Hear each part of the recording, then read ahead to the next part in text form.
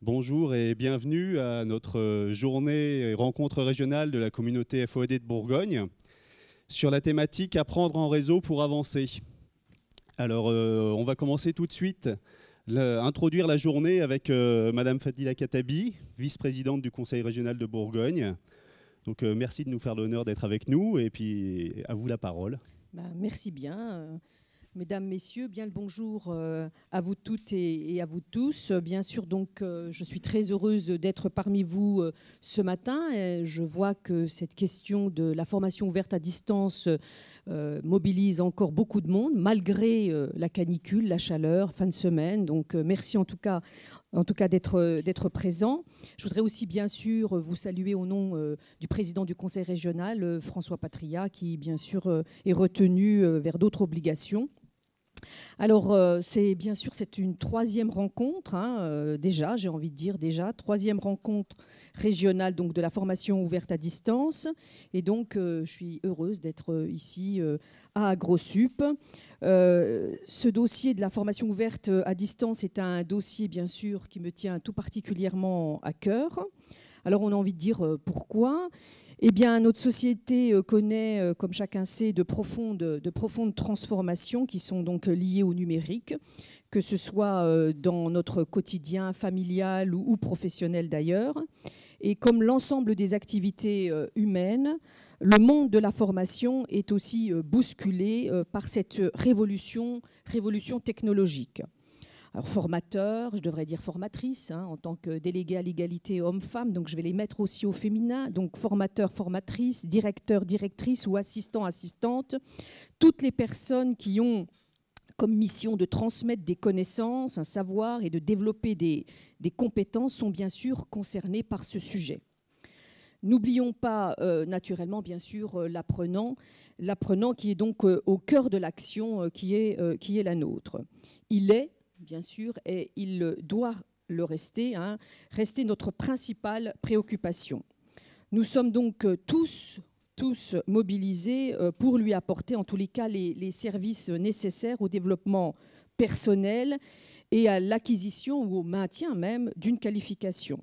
Alors l'objectif bien sûr est partagé par nous tous et il demeure au fil du temps. Cet objectif est de rendre bien sûr la formation accessible pour chaque bourguignonne et chaque bourguignon, quelle que soit bien sûr son origine géographique. Et tout à l'heure, j'ai échangé avec un représentant de Pôle emploi. Nous sommes, je disais, une grande région rurale avec des pôles urbains. Et il est important, effectivement, de faire en sorte que l'accès à la formation, qu'il y ait une certaine égalité. Et ça passe, bien sûr, par la formation ouverte à distance. Donc, quelle que soit son origine géographique, je le disais, et bien sûr, quelle que soit sa situation personnelle, sociale ou professionnelle. En prenant donc connaissance du contenu de votre journée de formation, j'ai pu mesurer toute l'ampleur, et je le dis vraiment avec beaucoup de sincérité, toute l'ampleur de l'activité qui avait été donc menée pour favoriser le développement de la formation ouverte à distance en Bourgogne. Et donc, à cet égard, je tiens à saluer tout le travail, et j'ai envie de dire aussi tout le travail de qualité effectué donc par chacun d'entre vous, que vous soyez bien sûr organisme de formation, maison de l'emploi et de la formation, dont je salue ici les représentants, OPCA ou entreprise. Je tiens d'autant plus à le saluer que l'activité qui est menée s'est structurée au fil du temps dans le cadre d'une organisation d'ailleurs peu classique, celle d'une communauté, à la fois communauté de pensée, mais pas que, également communauté d'action. Donc ça, c'est très important et on voit et on note les évolutions. Lorsque je relis donc les 5 points qui précisent les orientations du Conseil régional, donc elles ont été présentées en février 2011 et j'ai envie de dire déjà, mon Dieu, que le temps passe vite. Donc je ne vais pas toutes les reprendre. Je perçois donc à quel point celle qui visait, je cite, un développement de la communauté FOAD a joué et continue donc de jouer un rôle central, un rôle majeur. Autour donc du portail FOAD, cette communauté a su dynamiser les synergies qui facilitent bien sûr le franchissement des étapes nécessaires à un usage croissant du numérique, un usage qui est devenu bien sûr indispensable. Tout d'abord, vous avez réussi à fédérer un grand nombre d'organismes, et donc j'ai envie de dire cela n'est pas rien, et on voit encore aujourd'hui, hein, puisque vous êtes bien nombreux. Vous êtes passés de 6 à 20. Une cinquantaine de personnes donc, participent activement à des groupes de travail qui abordent donc une grande diversité de thèmes, comme l'impact de la formation ouverte à distance sur les organismes de formation et bien sûr leurs formateurs, et la prise en charge et la contractualisation financière d'une action FOAD, les ateliers d'échange de pratiques, etc., etc., et j'en passe. Donc on voit bien qu'on est dans une nouvelle dynamique. Ensuite, vous avez utilisé et fait la promotion de nouveaux outils de travail et de communication, comme par exemple la carte mentale.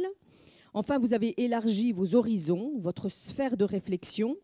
À cet égard, donc, l'intitulé de votre journée est révélatrice donc, de cette évolution. Alors qu'il y a donc 5 ans, je me souviens, hein, votre objectif était de construire une communauté.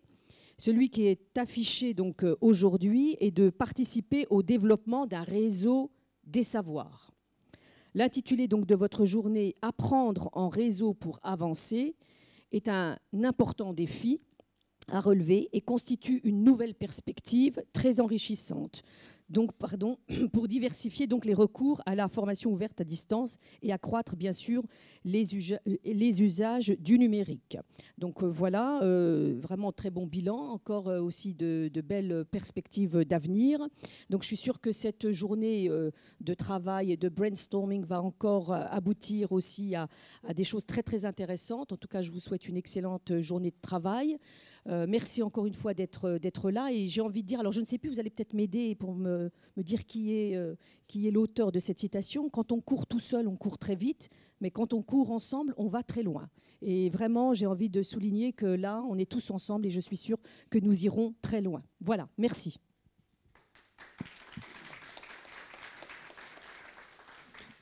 Merci à vous. Merci à vous. Merci. Moi, j'allais dire, c'est forcément un proverbe chinois. Probablement. Enfin, en général, quand on attribue une citation et qu'on ne sait pas trop, ce qui est mon cas tout de suite, c'est chinois.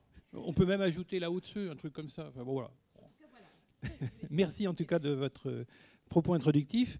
Très rapidement, Jacques, on va se présenter. Enfin, oui, ou je vais te présenter non, en tant qu'animateur. Donc, Jacques Dubois. Tu es à la DAFPIC, hein, c'est ça? Tout à fait, oui. Oui. Et puis donc membre de la communauté depuis très longtemps. Et tu vas avoir l'immense plaisir de me supporter pendant toute la journée, quoi, quelque chose comme ça. Voilà. Hein, voilà. Mais j'en ai peut-être pas dit beaucoup quand même. Hein. Oui, c'est à la DAFPIC, donc pour accompagner le réseau des Greta sur le développement de l'usage du numérique et de la formation à distance. Et toi, Lionel, tu vas me supporter aussi. Et toi, tu travailles pour l'IRTES. Explique-nous. Voilà, oui, alors pour l'Institut régional de formation des travailleurs sociaux, formation initiale et formation supérieure. Donc, je suis chargé de mission à l'IRTES pour le développement, effectivement, de la pratique de la FOAD dans les formations initiales et les formations continues. Donc, c'est un chantier qui est ouvert. On est parti sur une base d'une ressource déjà qui est très structurée, mais qu'il faut optimiser et qui est essentiellement dédiée aux écrits professionnels, qui est évidemment une dimension essentielle dans la pratique du travail social. Voilà. Alors, quelques informations pratiques par rapport à cette journée. D'abord, la plupart des temps des rencontres, de la rencontre, des interventions vont être filmées et diffusées en direct sur Internet.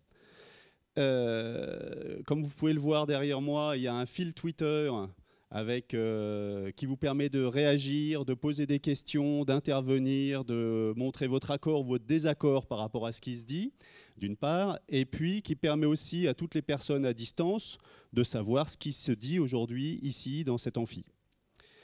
Et troisième chose, la conférence à suivre. La conférence à suivre avec effectivement qui va là être dans la logique, on va dire, de la visioconférence. Enfin, en tout cas, l'intervenant n'est pas présent dans les murs. Hein. Il s'agit de Christophe Battier, qui intervient à Lyon 1, Lyon 1, voilà, et qui est directeur technique de l'ICAP. Alors, directeur technique de l'ICAP, c'est le service innovation, conception et accompagnement pour la pédagogie. Un personnage, vous allez le voir, extrêmement passionnant, qu'on peut également beaucoup visionner sur les fils YouTube, Twitter, etc. Voilà, très actifs dans la communauté FOAD. Et donc, avec qui on a rendez-vous à 10h, hein, me semble-t-il. Voilà. Donc, dans quelques instants, puisque tout ça va être évidemment très, très borné sur le timing. Hein, c'est un petit peu, effectivement, ça, c'est des contraintes inhérentes à ce type d'exercice. Peut-être tu peux nous repréciser sur l'utilisation de Twitter s'il y a un hashtag particulier ou si c'est déjà diffusé. Enfin... Alors, pour intervenir et voir vos tweets sur le mur, il faut que vous que vous utilisiez le mot-clic, le hashtag ARPA20. Donc ARPA pour apprendre en réseau pour avancer, et 20, le côté 2.0 qui est très à la mode et médiatique, qui ne signifie pas forcément grand-chose, mais ça permet de se différencier de ARPA qui est à l'origine d'Internet, et donc d'avoir un petit clin d'œil sur les origines d'Internet, et puis nous aujourd'hui, en Bourgogne, dans les communautés FOAD de Bourgogne. Oui, c'est aussi un petit clin d'œil à la Bourgogne, hein, ARPA 20, évidemment. Vous pouvez, oui, c'est un peu facile, je suis d'accord avec vous, mais enfin on est bourguignons quand même, hein, donc... Voilà. Non, puis c'est surtout que le point ne passe pas sur non, le Twitter. point ne passe pas. Voilà. Surtout que le point ne passe pas. Voilà, on ne peut pas mettre de point. Mais bon, on trouve... Donc c'est dièse, ARPA 20, tout attaché, et ça marchera bien. Alors l'idée, c'est de vous présenter une utilisation de Twitter. On est en apprendre en réseau, c'est l'occasion de voir, tiens, un outil comme ça, à quoi ça peut servir, comment ça peut s'utiliser, une présentation d'un usage. Après, libre à vous de vous faire un avis, et puis on en reparlera à la fin de la journée pour savoir si vous avez trouvé ça pertinent, intéressant, ou que finalement c'est superficiel, superflu et non avenu. Tout à fait. Alors, est-ce qu'on a des contacts avec Christophe Battier ou pas encore? Je ne sais pas. J'ai pas d'infos. Non, pas encore. Pas encore. Donc là, variable d'ajustement, rôle des animateurs, super. Donc voilà, on a signé pour ça, hein, en même temps, donc il n'y a pas de... Oui, on est... Alors, juste peut-être un commentaire par rapport à l'utilisation ou l'usage de Twitter. Effectivement, on peut dire d'une manière un peu générale, voilà, on ne s'interdit rien.